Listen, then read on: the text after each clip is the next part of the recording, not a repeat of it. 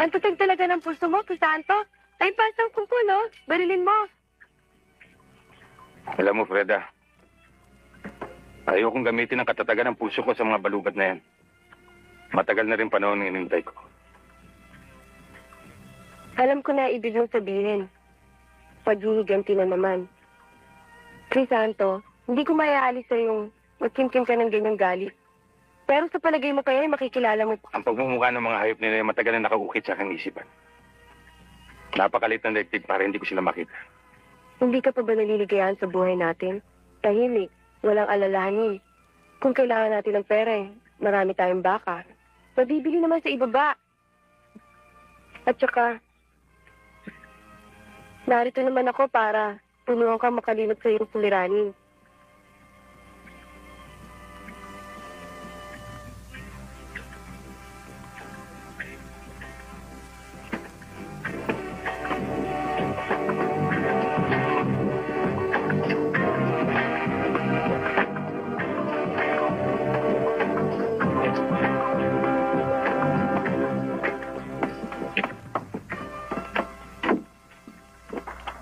Ano ka na, Bes?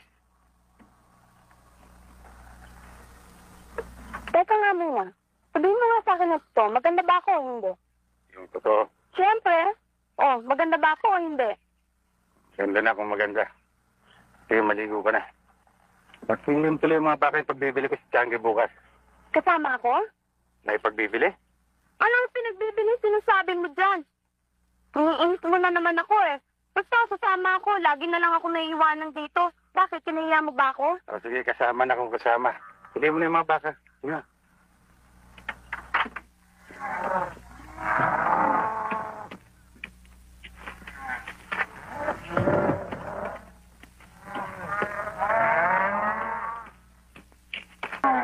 Masyadong man maigpit itong pahiram mo, Crisanto. Hindi pa sa kape, hindi man lang makatawad. Tawad naman kayo ng tawad eh. Napakabarat niyo. Kung susunod kayo magtumas na namin dadalhin. Ang mabuti pa, hingatan mo itong pinahin mo. Baka sa susunod na pagbalik ninyo, siya na ang mapili. Anong mabili? Nabili lang ako. Ano ba, hindi ka nasanay kayo mag-igmit. Nagbibiro lang yan. Eh kasi... Sige na, Freda. Hindi mo na yung mga gamit natin sa bahay.